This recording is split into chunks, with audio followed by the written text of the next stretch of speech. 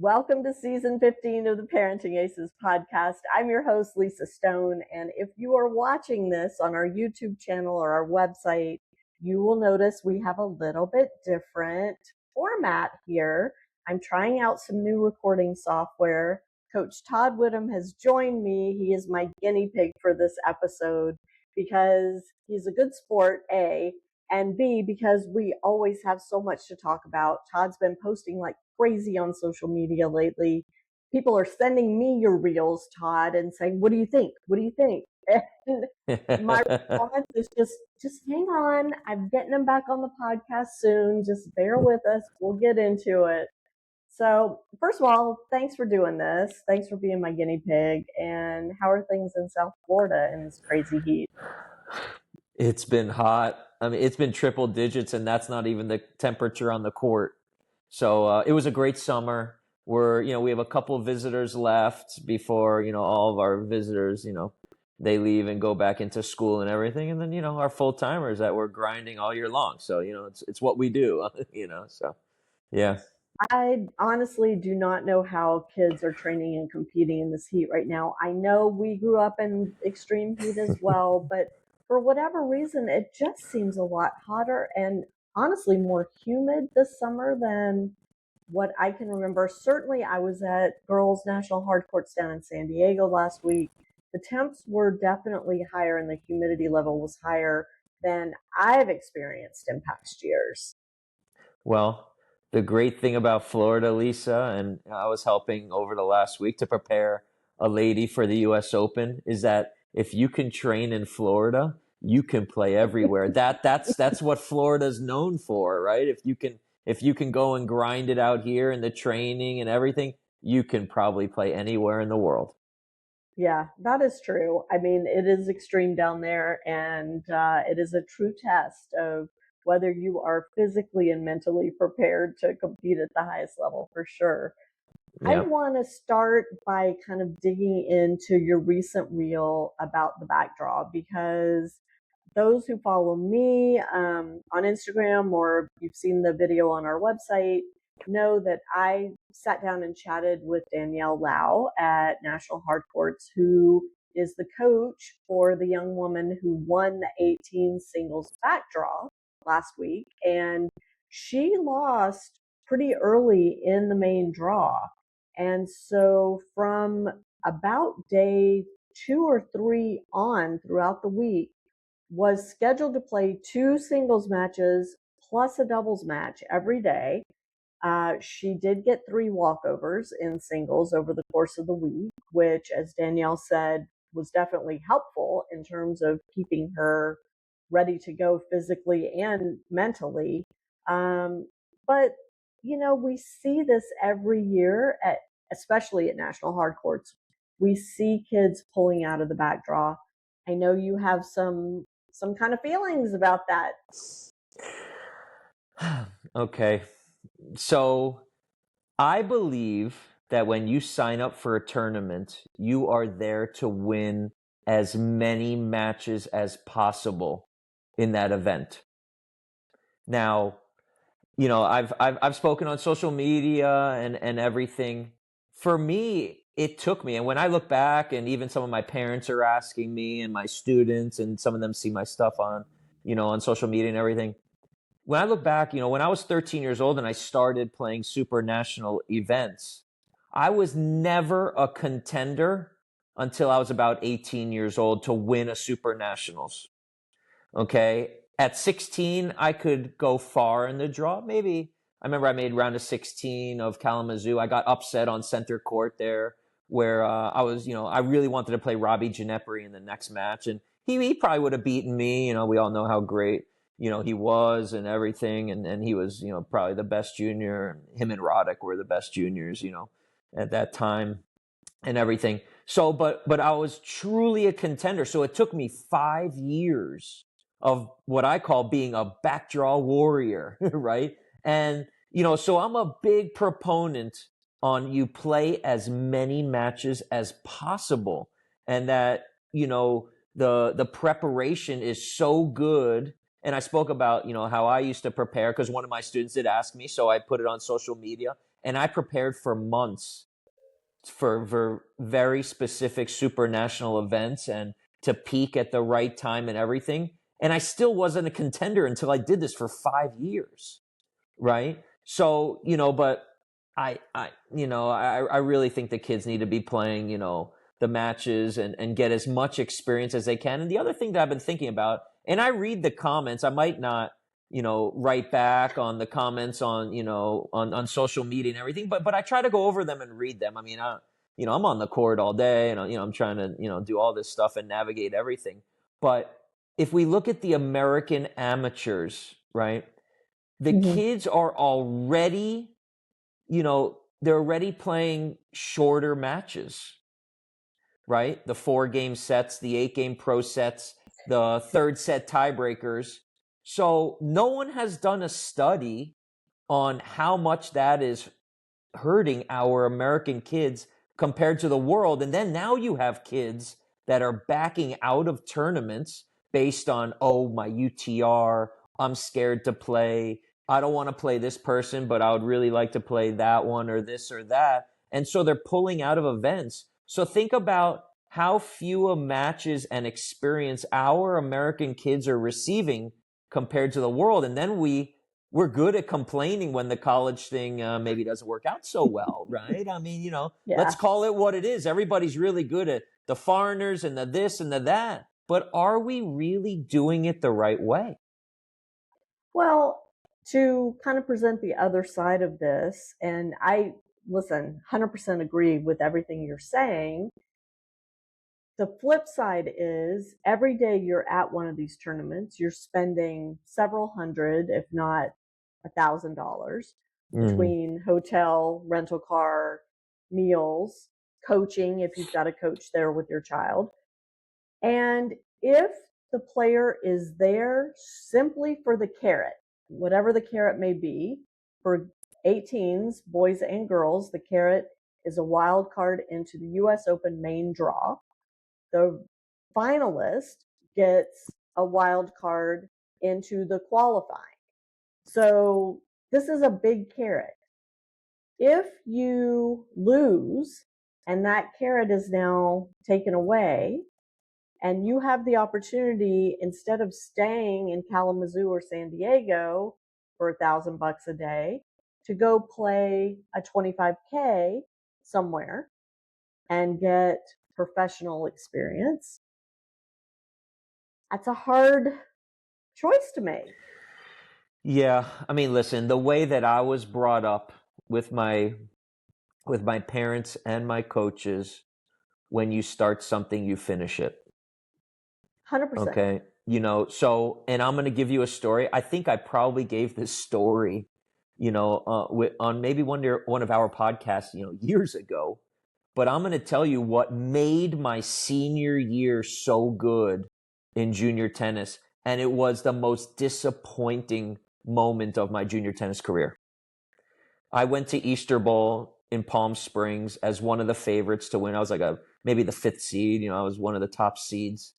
And I bombed out first round. Okay. And I lost to a guy that beat me at Kalamazoo in the 16s. And so that was a tough draw. And I was kind of battling a little bit of a shoulder problem. So I hadn't played any warm-up tournaments, but I was training hard. I was super fit.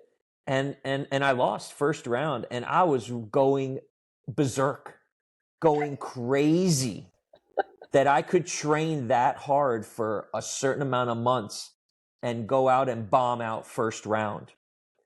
So I'm thinking, I don't want to play backdraw. You're terrible. I should quit, crack my rackets. My coach Pierre's like, I'm going to take your bag and throw it in the lake. Da da da da. Like, I mean, like we were freaking out. We were freaking out. And then Pierre says, you're going to play backdraw, and I don't stay for backdraw. So I'm there with my mom. He flies back to Florida. And my first couple rounds of backdraw, I'm playing kids that, they're not so high ranked. And it's a struggle. And I'm struggling through these matches. And then I'm playing 2 matches a day, plus 30 to 60 minutes of fitness. Every day, they're all full matches. And this was the most proud moment of my whole junior career, I went and I won 10 straight matches in the back draw, came in 5th place, flew a red eye back to Florida, and went right into high school tennis that day to play Wow. for my high school. And then the whole rest of the year, Lisa, I went like 50 something and 2 losses, 50 something wins and 2 losses when I was a Wow. senior in what we would consider UTR, like men's opens and nationals. The only other match I lost that year was in the semis of Kalamazoo to a guy that gave me problems my whole career, right? Where I thought I was going to win Kalamazoo and I just won clay courts. I barely ever lost. And that was the greatest thing at Easter Bowl that ever happened to me. That was the most fulfilling, proudest moment coming from the absolute dumps. And you go and win 10 straight matches in the back draw. I'm grinding like no other. Yeah. So these kids are not receiving those experiences. And what do we do about that? Because, on the one hand, you could say, well, it's the coach's responsibility to instill this type of competitive work ethic in these players. The coach needs to demand that their players, barring a real injury, of course, stick it out and compete hard in the back draw. Yeah. On the other hand, you could say it's on the parents to instill this ethic of when you start something, you finish it. That's how our family operates, right? You sign up, we make a commitment to travel, you're going to stay till you lose and lose again if that's part of it. Yeah. I have to say at the girls' hard courts, Julieta Pareja, who was the number 1 seed, lost in the semis to the eventual champion. I was really pleasantly surprised, and I don't know Julieta and I don't know her parents, so this is just my own head going, but I was really happy to see that she showed up on final Sunday and played that 3-4 playoff match. Even though she didn't need the wild card, she was going to get into US Open Juniors without that, which was a carrot for that match. But I was so impressed that she's local, so that factors in. It wasn't an additional expense for her to be there to play that match, but she showed up and played it and won. Yeah. And I thought that was really awesome. Yeah, I think, listen, that's tremendous. And as you're giving me, that story and everything, when I was at Easter Bowl and I'm playing for 5th place, I was like angry. I was upset in that match because I was playing like a court or 2 down from the finals. And then when I lose in Kalamazoo in the semis, and man, I trained for 6 months straight. I mean, people are gonna like be like, "Oh my God, this guy's nuts." I didn't take a day off. I needed to win Kalamazoo.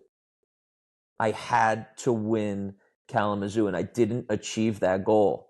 And I was playing my 3rd and 4th place match, and they were playing the 3 out of 5 final, and I wasn't happy again, right? But this is reality. I didn't win, And Let me ask you though, when you say you had to win Kalamazoo, what do you mean by that? That was my goal for the whole year, was to win Kalamazoo and play the US Open. Nothing would get in my way. That was it. So determined, so locked in, like that's it. That was all that was on my mind. Every tournament was to prepare, and every training and physical training, the rigors of it was to win that tournament. And in my opinion, there was just one guy in the whole country that gave me fits my whole life. I only beat this guy one time on tour. We had been playing and training. He was my doubles partner on the tour. The guy got to like 30 in the world. He was a nightmare for me. And then when I look back on my pro career, there were certain types of players that gave me problems. And we talk about matchups, right? And it was like, I played David Ferrer at Indian Wells. Michael Russell, that we know is doing a tremendous job with Taylor Fritz. all those little guys that are just little monsters. That was my nightmare. But I loved playing huge servers that I could pick apart with my return to serve and beat from the baseline. It was just so obvious that, but how I was able to beat, some of these little grinders was I had to like mix it up and kind of junk them and then attack the net a lot, give them no rhythm. And then I was able, to beat a couple of these guys, that gave me a lot of problems, so that, but you have to learn and you have to, know how to manage your game and have a total game and all these things. But I want to just go back to this. I had to win Kalamazoo. Like that was it for the year. I want the viewers, listeners to understand that wasn't coming from anywhere but inside yourself. That was you setting a goal, being determined to achieve the goal, being willing to put in the work day after day after day after day, making sure your coach knew what your goal was, making sure your family knew what your goal was, so that everybody around you was supporting your efforts to get there, and creating an environment that would set you up to be successful. Now, the fact that you didn't wind up achieving it, yes, that's disappointing, but the fact that you were able to create this goal, create a training environment for yourself, find within yourself the discipline to go after it. And you've said you were in regular school, you were playing high school tennis too. This is really the message. And I think this is a good segue into the next piece of this conversation that you and I were discussing earlier today, which is the development of so much technology around junior tennis development. We've got app after app after app. You've been approached by developers. I've been approached by developers. I've seen so many cool apps that are utilizing all sorts of crazy technology with the aim of helping our junior players develop more fully the mental, the physical, the tactical, the technical, every aspect of their game. And your take on that, as we were discussing earlier, and I agree with you, is it almost feels like we're looking for a shortcut. All right, Lisa. Here. What do you say? Lisa, if I thought that it was so beneficial. He's like taking deep breaths. Lisa, if I thought it was so beneficial that I could help people from my couch, I wouldn't be frying on the court in 120 degrees in South Florida. So I'm a big believer that you need to get out there with the student, and you every single day for me is a different story and what I'm working on and what I'm trying to accomplish mentally, physically, technically, tactically with these students that I'm working on, that there is no way I could do that from my couch. Now, could a detail here, a detail there, or maybe at the recreational level, maybe that could help. But at the high performance level of going through rep after rep and kids showing up where some days things look amazing, some days, man, it's like, where did it go? Right? I need to go spend extra time on this or that or whatever. There is no way that's happening from my couch. It would be really nice, but there's come on. Mm-mm.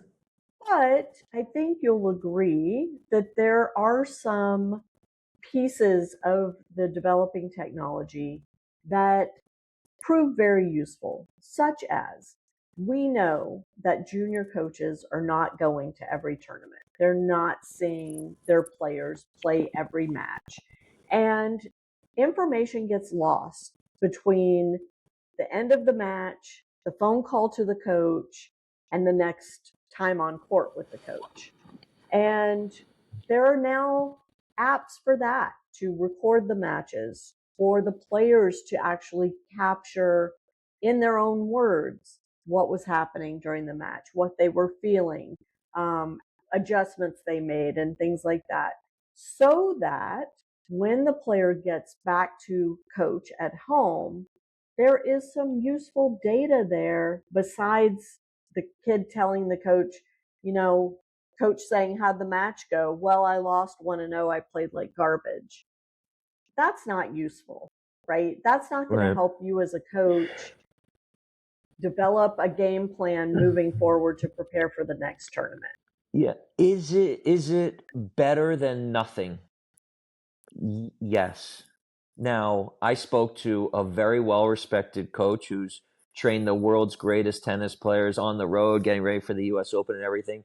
And he even told me, he said, Todd, like when I'm going over the tactics and the strategies from my player and I'm on YouTube, man, I can learn so much more if I'm sitting courtside just for 5 or 10 minutes than I ever could on a video. He told me that about a week or two ago, right? And that makes sense because the way that they're moving, the trajectory of the ball, the way the ball is spinning through the air, how, just so many things that you can see if you're courtside as opposed to on a video. Now, is it better than nothing? Right. Absolutely it is, right? There's no doubt about it, right? But you know, reviewing matches, with video also, we've seen some people try to, make a business out of that. But the thing is that what some of these individuals have realized is that they may go over the match and tell you what you did wrong and everything. But then is that player truly going back to training and working on those elements and getting those better for the next tournament? Are they getting better? Right? Everybody can send me a video on their child Yeah. and their latest, losses in tournaments and what are the issues and the strategies or this, what aren't they doing and everything.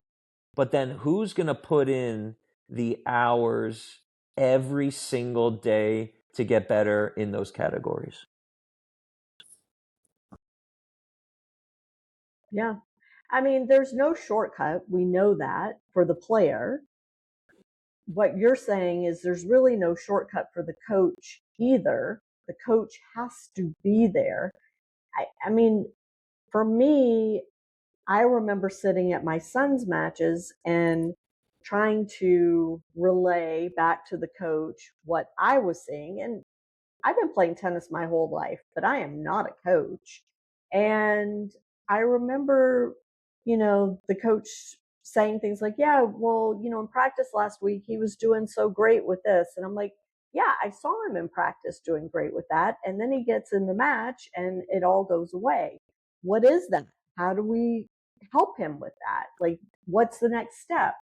And it was so frustrating because the Yeah. coach wasn't there seeing the negative body language, seeing, the frustration, and then all of the rituals go out the window because you're down in the match. And all of these little nuances that happen during competition that you don't necessarily see during a lesson or during a practice match. And that was one of the things that Danielle Lau was talking about at Hard Courts last week was, practice matches are great, they're necessary, but there is no substitute for the pressure of a tournament match, which is why playing the back draw is so valuable.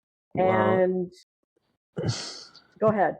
yeah, I mean, that's exactly what I was going to say is that what you're speaking about maybe with your son and what he was experiencing is how he handles pressure at that moment. I did Right. not handle pressure well in the 12s and the 14s, man. I was a wacko, right? I mean, I was, man, I mean, tossing rackets, going crazy. I mean, redheaded hothead, Yeah. right? And it took me years. And if someone just gave me a bad line call in the 12s and 14s, I may have been done for the whole match. Yep. Could not handle, couldn't bounce back, couldn't do it. Right. And then, hopefully I matured and, started to do things better when I was 15 or Wait, 16. wait. let's pause here a second because I want to ask you about that because I think this is something that a lot of parents witness with their kids and feel like they're helpless out there, right? The parent is helpless to do anything because we're not allowed to interact with the player during a match. And if a coach isn't there witnessing it, there's nobody interrupting the behavior and addressing it and fixing it.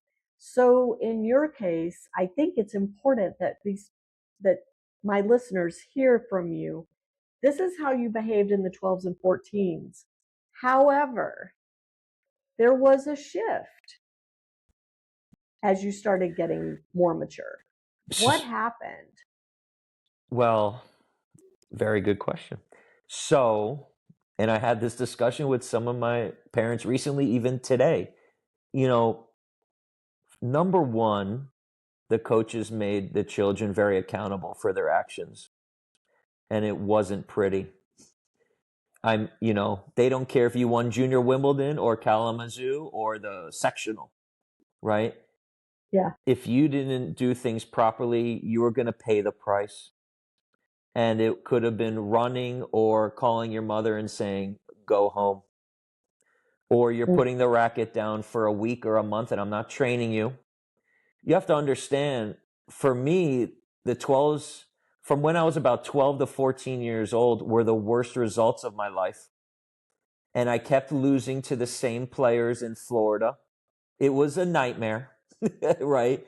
And it was, you have to get better. You have to do this better. You have to get this better. But I want you to be really good by the time you're 15 or 16. That was always the ultimate goal. This was all leading up to that. Yes. They did not care. I wouldn't say did not care, but it was not a priority winning trophies when I was 12 and 14 years old. Well, I think, wait, I'm going to interrupt you again, and I'm sorry to keep doing this, but this is really important. And I feel like what you're saying is your coaches were taking the long view. It's not that they didn't care what you were doing in the 12s and 14s. It was that they understood that results in the 12s and 14s were not indicative of what could happen in the 16s and 18s if you continue training in the right way, continue to love the game, continue to dedicate yourself to training well, then eventually the results were going to come when it really matters, when the college coaches are starting to look, when you're trying to make a decision whether you're going to play in college or turn pro or go to college and just be a regular student and play tennis recreationally, right? And I think this is where a lot of us get hung up. I certainly did. My son went 9 months without winning a match in the 14th. So he went through something very similar. And it just didn't matter. The coach wasn't hung up on that. My son wasn't even hung up on it, to his credit. Right. I didn't love it. I had a hard time with it. So I'll give you two stories, and I think the parents will appreciate this. When I was young, I mean, maybe I was like 10 or 12 years old, and we all know the Moonballers, and and I'm a little midget, ripping swinging volleys and going 3-hour matches, and it's a nightmare for everybody. My family, maybe if I had a coach there, myself included, man, this is, oh my God, right? So, yeah, right, they were building a game for the future. And my mom went to one of the coaches who unfortunately is not alive anymore, but he developed countless champions. And my mom, approached this gentleman, George, and she said, he's having so many problems with the Moonballers. And maybe I was losing, or it was just like all these nightmare matches and all this. And George said, if you want, you can go talk to Jay Berger over there, who was number 7 in the world on the ATP tour, who was like my idol and was hitting in my lessons from when I was a little kid. And he'll explain to you that we're going to learn the right way and you're going to play aggressive and we're playing for the future. The other thing I think that the parents need to understand that in my case, which is more on the rare side, the coaches knew for sure not for sure, but, very certain or very confident that I was going to be with them forever. Mm. I was so committed and they were so committed to me that there was never a doubt that if I had struggling results or whatever, I was going to leave. So they knew they had years to Yeah. develop me, and they knew how to develop. I mean, they developed countless champions on every level. And so they had time, and they knew they wanted me to play great and come into my own when it matters most. 16, Yeah. 15, 16, 17 years old. And so when I look back on with my experience, when I was in, say, 14s, and I was 13 and 14 years old, and I'm winning a couple matches, maybe in the main draw, and, of a super national or even like a sectional, which they were very tough, and then I lose, and then I maybe win a match or two in the back draw, and then I would lose. I look back and I start thinking to myself, those aren't great results. But then 2 years later, I was playing professional tennis on the road at 16 years old, playing guys 300 ATP by myself on the road, having to figure all this out. Only 2 or 3 years later, right? And I was a little late developing physically, unlike, some kids, they develop earlier. So they knew I Right. was going to grow a little later and these types of things. But I think about it now and I'm like, at 16, I was already, playing pretty well at the low level, professional level. And when I was 13, 14 years old, there was no inkling on like, hey man, in a couple of years, this guy's going to be pretty damn good, like Yeah. that type of thing. Right. So, but this was built over years of like no interruptions, same voice from coaches that developed champions. And there was patience. Where today, we all know, man, people like it fast, and we're paying money, and when's my kid going to have better results, and when's that UTR going to go up? And so Yeah. now it's like, man, you're like on the clock. I got to get this kid good. I got, right, I got to make it worth it that these parents are investing this time, energy, and money. Like we got to make this happen. And I don't think my coaches really felt that. They were thinking, we got years, and we're going to develop this guy completely on every shot, every type of game plan, every tactic. I mean, when I was coming into my own, I had probably anywhere from 3 to 5 game plans to beat different players. Mm. And I could go to those game plans at any moment to try to find a win that day. That would be Chinese to probably 99% of the parents and the kids that are listening to this. It really Yeah. would. But that was Well, built over years. there's some really important takeaways from everything that you're saying, Todd. First is that, and I say this, I feel like I say it so much, but it is a marathon, not a sprint. This is a sport where you have to understand that what's happening at age 8, 9, 10, 11, 12, 13, 14 is just setting up patterns of behavior and commitment to training and commitment to improvement. It's not about the results at that age.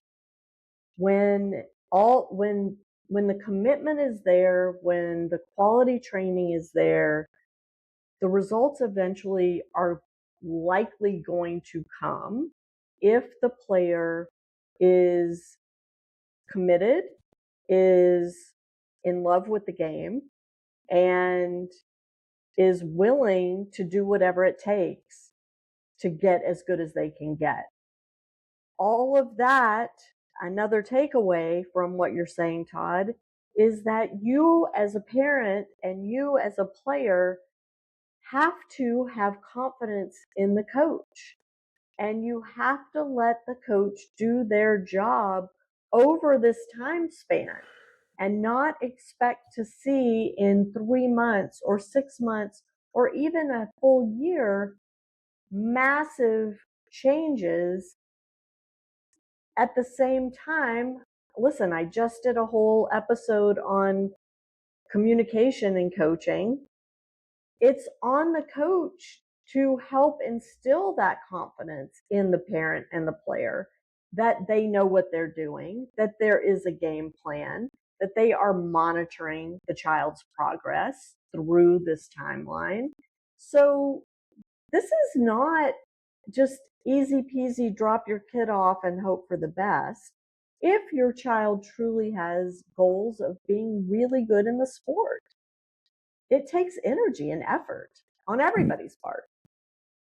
100%. As you were, speaking, I was thinking one of the most important things is from the parenting side that they 100% believe and trust that individual or that team of individuals around their child. And I myself, plus my mom, right? My mom was most involved. The coaches that I dealt with my whole career, I didn't have many coaches, right? I looked at them as like they were gods to me. Okay, they were like You gods. trusted them. Your parents trusted them. Every part of my life, I trusted them. Yeah. Not just tennis. Yeah. On how to decide where to go to college, my relationships off the court, right? I mean, Yeah. everything, my professional life, when I got off the tour, they were still guiding me into what I do now and the proper way and how to do things. Maybe, Yeah. They're so experienced, right? So, in my experience, there was nothing to question. And when I look back on it now with the parents that I deal with on a daily basis, whether they're my full-timers or my visitors, I can tell that things that I say, it's tough for them to hear, right? Yeah. But with my experiences and all the positive things and maybe not so positive things and all the pain that I went through mentally and physically trying to max out my tennis, I think they respect it. Plus, I've been coaching now for 16 years. I think they respect it, but it's sometimes difficult for them to understand, how tough this is and how committed you need to be to try to maximize everything you can out of each Yeah. child, right? Yeah. And maybe stuff that I put out there. Yeah. Well, what I was going to say, Todd, is now you're on the parent side too in the golf world with your son. And, I think this is helping you as a coach communicate better with parents because you're a parent in the golf world, you're a coach in the tennis world. And I think it's really hard as a parent to watch your child struggle if you haven't experienced anything like what these kids are training for, right? I mean, it doesn't necessarily have to be that you were an athlete. Maybe you had a struggle, to get to where you are with your career or whatever it is. But if you've never gone through that, and I'm the first to tell you, I never have. So it was really hard for me to see my kid get pushed and push himself and not jump in and say, wait a minute, coach, no, no, no, no, no, you can't do that. That's too harsh, right? That that was not helpful for my child's development. And I think for parents to understand this whole notion that you're talking about of having this complete trust in the coach. And that means, parents, you're doing due diligence before you sign your kid over to a coach, right? Parents are doing their research. They're talking to other families. They're talking to other coaches, finding out the reputation of this coach. They're watching lessons, they're watching drills, they're watching the coach at tournaments to see, is this something that they feel comfortable with for their child. Once you make that decision that you do feel comfortable, then you have to step back, as hard as it is to do that. Yeah, no, I agree. It's You I mean, know, what are you learning through your son's golf experience as a parent that you're now translating over to the way you as a coach interact with the parents of your players? I'm gonna tell you guys stuff that you're gonna be like, this guy, you know, I mean, he might be out of his mind, or he might know a thing or two, right? I actually like to see my kids suffer. I want to see them have very difficult moments. I want to see them have very difficult, you know, golf holes, which they just played probably the biggest, most prestigious junior golf tournament in the world. And my older one did struggle. It was maybe one of the greatest things that ever happened to him, right? Was that he was struggling with his swing. And I couldn't figure out, maybe, you know, because for people that know golf, he switched drivers a couple months ago, and I was like, oh, maybe the driver, he's not comfortable with it. But there was something technically in his swing when he gets nervous that he struggles and he loses like a lot of distance. So the players are like hitting balls way further by him. And so for people that know golf, he has a very, you know, long distance to the green where other kids have a much easier shot. So it's really hard to compete at that level, right? But it was, you know, the first two rounds weren't so great. The third round he played, you know, well and everything, but he learned that this issue with his swing that he was fixing and working on during the tournament, he knows now that he has to work on this religiously to get this right. And when he does, he plays great golf. It was the greatest thing that happened to him. And he didn't have a good tournament, right? For him, it wasn't very good, right? But I look at it this way, and I told, you know, it's good for the parents to hear this. And, you know, some of my parents have heard this, you know, and, you know, of the kids I train and everything. My two boys, 12 and 8 years old, I have no idea how good they're going to be at golf. They have a great passion to play. They love everything about it and everything. Their day of golf was an hour and a half warm up and practice, a 5 hour round of golf, marching through North Carolina and everything, right? And then, you know, and I would walk and watch them and everything. And then, you know, the good, the bad, the ugly in these rounds of golf and everything. For 5 hours, you're going to have, you know, maybe some tough moments, right? Yeah. And then after the round, I went to them. I say, what do you guys want to do? And they said, I want to go practice. And they go practice another hour and a half. Where some families and one or two of the families came up to us and said, man, your kids are like training and they're grinding. And I said, it's not a vacation for us, right? And so my boys were putting in 8 hours a day, whether it was a practice day or a tournament round day. They continued to work. Now, my boys, you know, they're probably blessed and they're very lucky. I've housed some really elite tennis players, and I think they probably know how hard I worked today and how hard I worked to be as good as I could at tennis. So maybe they have an understanding, right? And that's something they wanted to do. I wasn't pushing it.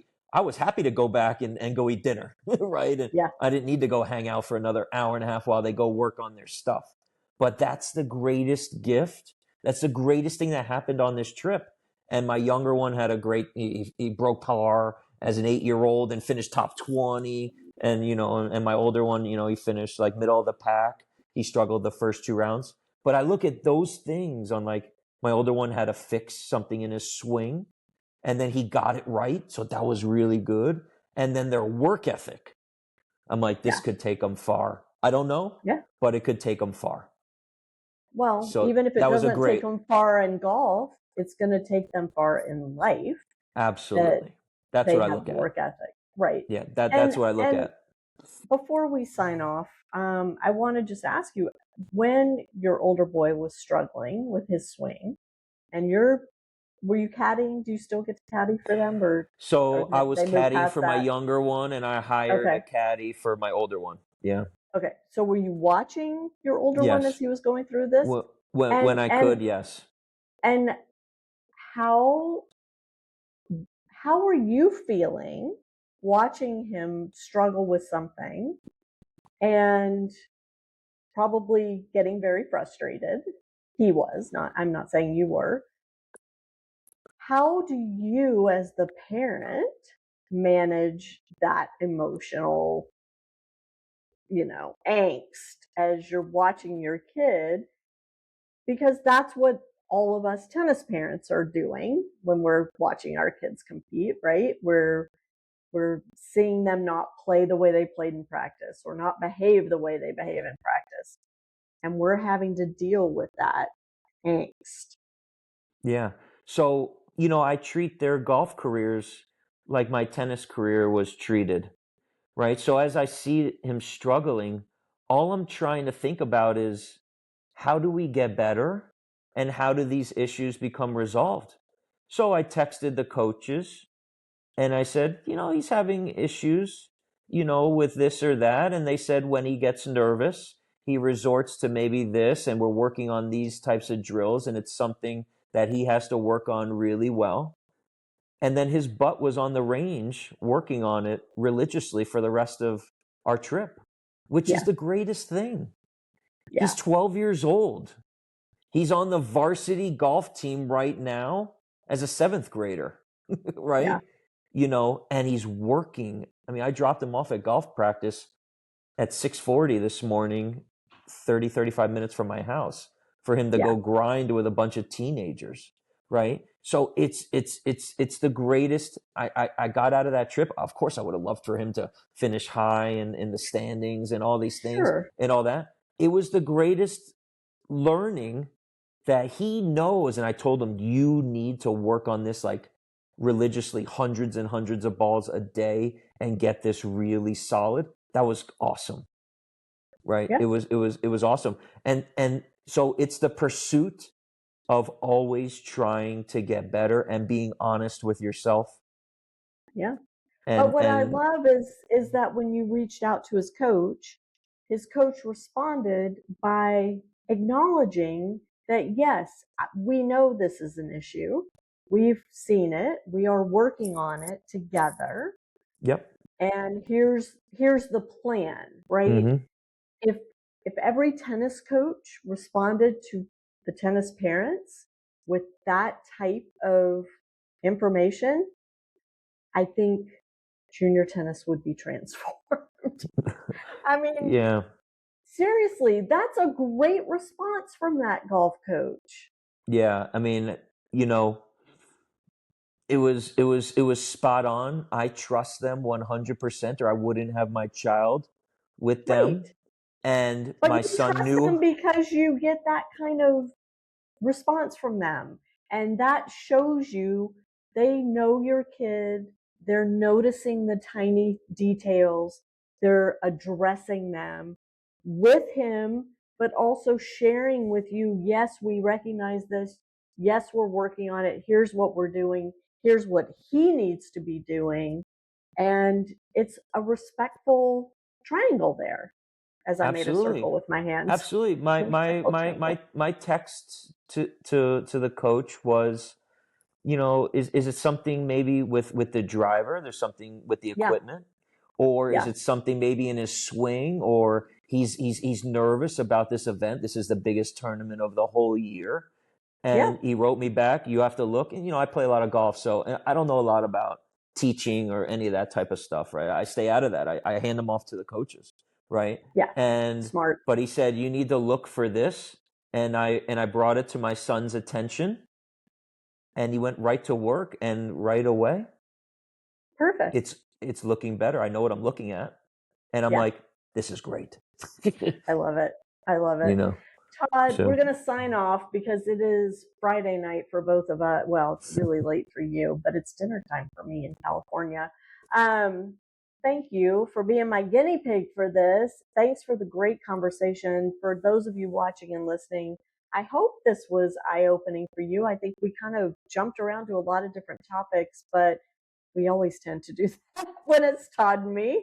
We kind of get yeah. going down a rabbit hole. But this was really great. And I think it's fun to watch you developing as a golf parent and bringing that experience to your role as a tennis coach. And it's very fun to hear and follow along with your boys' golf careers too. So keep posting all your good stuff, and thanks for doing this. Thanks, Lisa. It was a pleasure. I don't know how many podcasts we've done together, but it's always great. I mean, I don't know how It's many years, but it's always great, a and I lot, enjoy it. Yeah, and a lot, a yeah, lot. I would love to be Yeah, on again. It's always fun for me. great. To my audience, thank you guys for tuning in. We'll catch you next time on Parenting Aces.